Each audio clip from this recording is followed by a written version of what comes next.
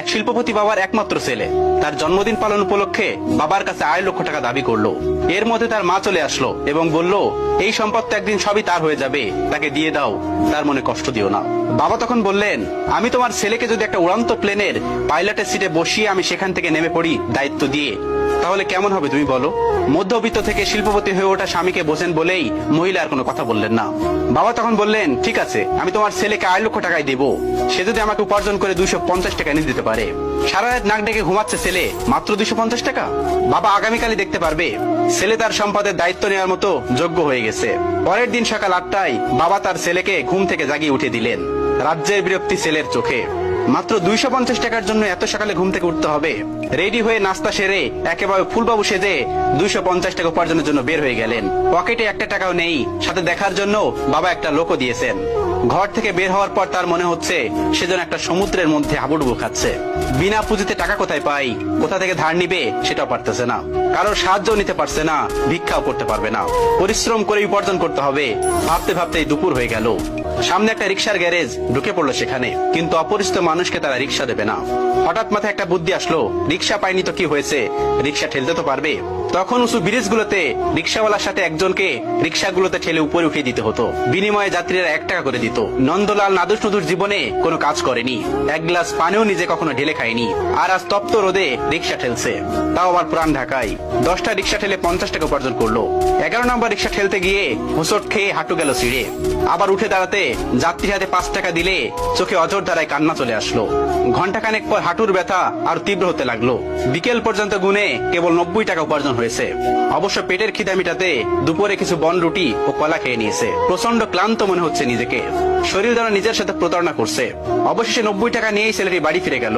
ক্লান্ত শরীরে চোখে পানি নিয়ে বাবার সামনে গিয়ে দাঁড়িয়ে বাবার হাতে 90 টাকা দেয়। বাবাকে জড়িয়ে হু হু করে কাঁদতে কাঁদতে বলল, আমি পারিনি বাবা। তখন মায়ের অজর ধারা গুনগুন কান্না পরিবেশটা আরো ভারী করে তুলছে। ছেলের বিধ্বস্ত ক্লান্ত চেহারা, হাঁটুর কাছে ছেঁড়া প্যান্ট দেখে বাবা একটা গাজল হাসি উপহার দিল। ছেলের কাঁধে হাত রেখে বাবা বলল, এখন তুমি আমার সঙ্গে সায়দাবাদ থেকে হেঁটে বুড়িগঙ্গা নদীর কাছে যাবে। কোনো প্রশ্ন না, 4-4টা গাড়ি থাকতে, 2জন ড্রাইভার থাকতে হেঁটে কেন? ছেলের জিজ্ঞাসা চোখে বাবা বললেন, বাবা আজকের এই পজিশনে তো আমি একটু একটু করে এভাবে এগিয়ে এসেছি, গাড়ি বা বিমানের গতিতে আসেনি। তুমি তো মাত্র একটা দিন কষ্ট করেছো, একটু ধৈর্য ধরো। ক্লান্ত ছেলের হাত ধরে হাঁটতে হাঁটতে রাত 11:30টার দিকে ব্রিজে পৌঁছালো পিতা এবং পুত্র। শান্ত নদী রেলিং ধরে দাঁড়িয়ে বাবা বললেন, তুমি আমার হাতে 90 টাকা দিয়েছো তাই না? ছেলে বললেন, জি বাবা, আমার জীবনের প্রথম উপার্জন। বাবা বললেন, আমি জানি তোমার এই টাকাগুলো উপার্জন করতে তোমার অনেক কষ্ট করতে হয়েছে। এখন আমি তোমাকে যা বলি শোনো। আমি জানি আমার ছেলে ছোটবেলা থেকে অঙ্কে খুবই ভালো, ভালো গুনতেও পারে আশা করি। আমি তোমার উপার্জনের 90 টাকা পানিতে ছুড়ে ফেলবো, আর তুমি বলতে থাকবে বাড়তি কয় টাকা রইলো। বাবা তার সমস্ত শক্তি দিয়ে একটা একটা করে কয়েন নদীর পানিতে ফেলতে লাগলো। এরপর বাবা বললেন, এখন কত টাকা রইলো? ছেলের কষ্টের পয়সা নদীতে তলিয়ে যেতে দেখে কাঁদতে কাঁদতে বলল, বাবা 85 টাকা।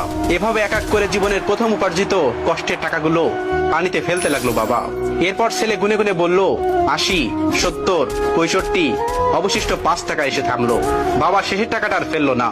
পয়সা ফেলা বন্ধ করে বাবা ছেলেকে বলল, তোমার উপার্জনের 90 টাকা আজ আমি নষ্ট করতে তুমি কাঁদলে, আর আমার কত টাকা তুমি এভাবে নষ্ট করছো তার হিসাব আছে তোমার কাছে? কোথায়? আমি তো একদিনও কাঁদিনি। আজ তোমার অনুভূতিতে যেমন কষ্ট লেগেছে আমারও ঠিক তেমন উপলব্ধি আছে কষ্ট উপলব্ধি করার জন্য। তোমার শেষের 5 টাকার কয়েনটা আমি রেখে দিলাম, আমার সন্তানের প্রথম উপার্জিত টাকা। এটা একজন পিতার জন্য গর্বের একটা প্রাপ্তি। এটা স্মৃতি হিসাবে আমার মৃত্যুর আগ পর্যন্ত আমি আমার কাছে রাখবো। তুমি কাল তোমার মায়ের কাছ থেকে 2.5 লক্ষ টাকা নিয়ে নিও।